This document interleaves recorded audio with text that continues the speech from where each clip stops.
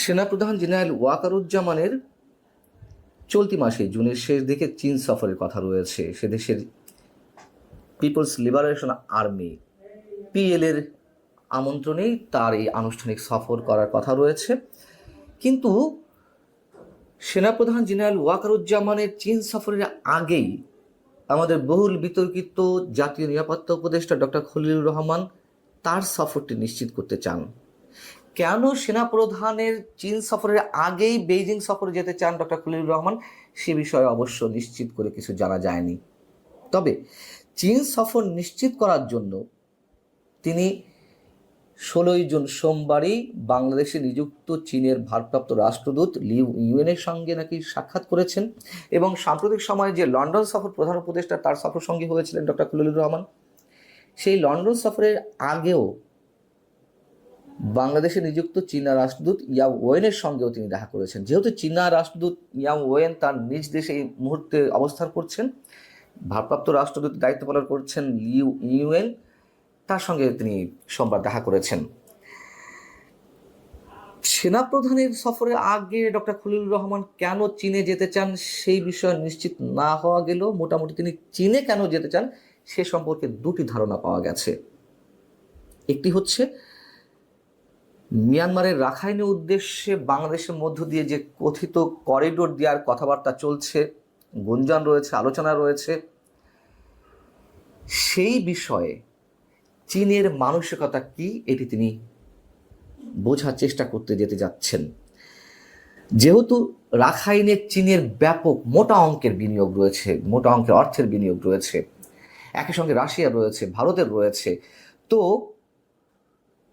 Corridor দেওয়ার আড়ালে মার্কিন স্বার্থ বাস্তবায়ন বা যুক্তরাষ্ট্রের যে আধিপত্য কায়েম হবে, যেগুলো গুঞ্জন রয়েছে, সেটি তো নিশ্চয় চীন ভালোভাবে নেবে না, এবং চীন তখন কোন ধরনের ভূমিকা অবতীর্ণ হয় সেটি বোঝার চেষ্টা নাকি করতে যেতে চাচ্ছেন ডক্টর খলিলুর রহমান। এবং একই সঙ্গে সেখানে পাকিস্তানের সামরিক গোয়েন্দা প্রধান লেফটেন্যান্ট জেনারেল আসিম মালিকের সঙ্গে যেন দেখা হয়, সাক্ষাতের বিষয়টি নিশ্চিত করা যায়, সে বিষয় নাকি দেন দরবার করছেন ডক্টর খলিলুর রহমান। এবং আমরা তো জানি আসিম মালিক সাম্প্রতিক সময়ে বা মাঝে একবার ঢাকা এসেছিলেন, এরকম তো গুঞ্জন রয়েছে, কার কার সাথে বৈঠক করেছেন।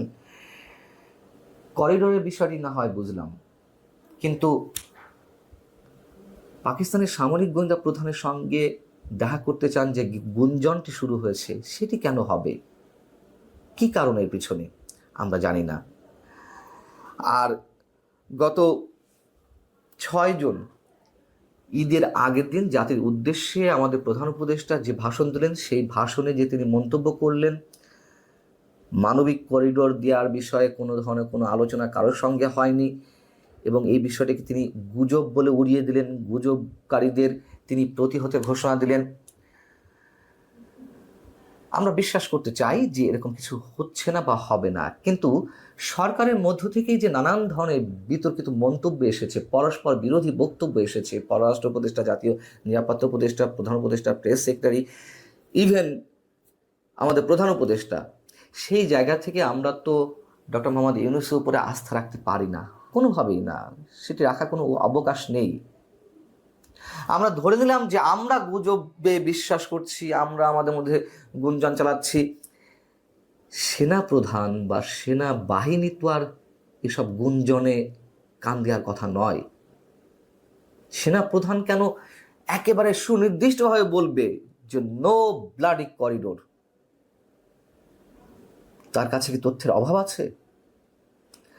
নিশ্চয়ই এমন কিছু হয়েছে, এবং অবশ্যই আমাদের স্বাধীনতা সার্বভৌমত্বের জন্য সেটি হুমকির, যে কারণে সেনাপ্রধান সেই কথাগুলো বলেছেন অফিসার্স অ্যাড্রেসে।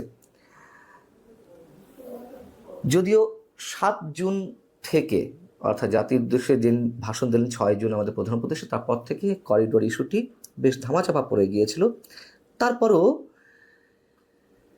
আবার নতুন করে বিষয়টি আলোচনা এসেছে।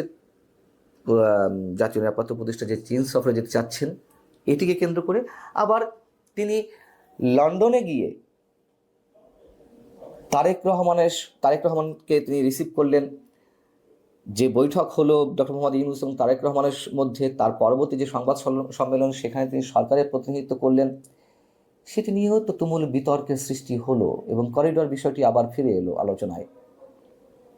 তার কারণ এই করিডোর ইস্যুকে কেন্দ্র করে বিএনপি এর বিরোধিতা করেছিল এবং ডক্টর খলিলুর রহমান যে নিজে এখানে মুখ্য ভূমিকা পালন করছেন তার পদত্যাগ দাবি করেছিলেন। তিনি বিদেশি নাগরিক, তিনি সহ আরও 2 উপদেষ্টা, ছাত্র উপদেষ্টাদের তিনি বিএনপি পদত্যাগ দাবি করেছিল। সেই খলিলুর রহমান কিভাবে লন্ডনে গিয়ে এই ধরনের ভূমিকা অবতীর্ণ হন? যখন বিষয়টি নিয়ে নানান ধরনের সমালোচনা শুরু হলো, বিভিন্ন মহলে বিএনপিও সমালোচনার শিকার হলো, তারেক রহমান সমালোচনার শিকার হলেন।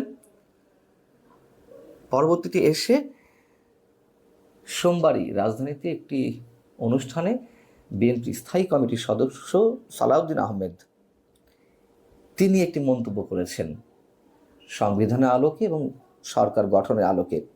তিনি বলছেন, অন্তর্বর্তী সরকারের উপদেষ্টা পরিষদ গঠিত হয়েছে এবং সাংবিধানিক বৈধতা রয়েছে। আর্টিকেল 106 অনুসারে সুপ্রিম কোর্টের অ্যাডভাইজারি রুল অনুসারে এই সরকার গঠিত হয়েছে। সংবিধান যেভাবে বলছে তা হচ্ছে উপদেষ্টারা মন্ত্রীর মর্যাদা ভোগ করবেন এবং মন্ত্রী হওয়ার জন্য যেসব যোগ্যতা থাকতে হয় সেটা উপদেষ্টা মণ্ডলীকে মাথায় রাখতে বলবো।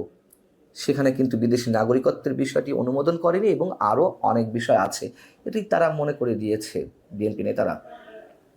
এবং ডক্টর খলিলুর রহমান তার যে পাসপোর্ট সেখানে নাকি তার নাম রয়েছে রজার রহমান, তার সহধর্মিণীয় মার্কিন নাগরিক, তিনি নিজে মার্কিন নাগরিক, যদিও তিনি বলেছেন যে এটি প্রমাণ করতে হবে।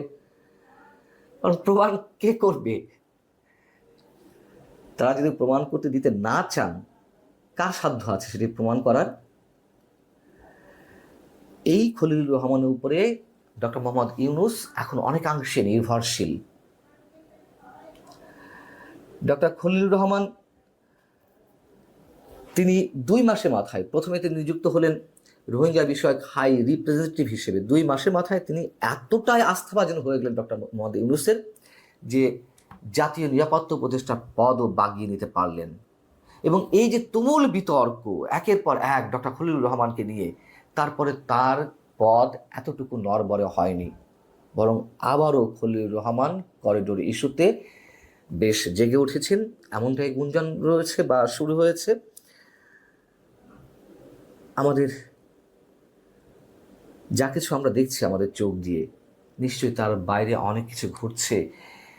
এই যে বলছিলাম যে বিশ্বাসহীনতার জায়গা থেকে, আস্থাহীনতার জায়গা থেকে, সরকারের উপর, প্রধান উপদেষ্টার উপর থেকে, এবং এইগুলো কিছু যে ঘটছে তা মোটামুটি নিশ্চিত করে বলা যায়।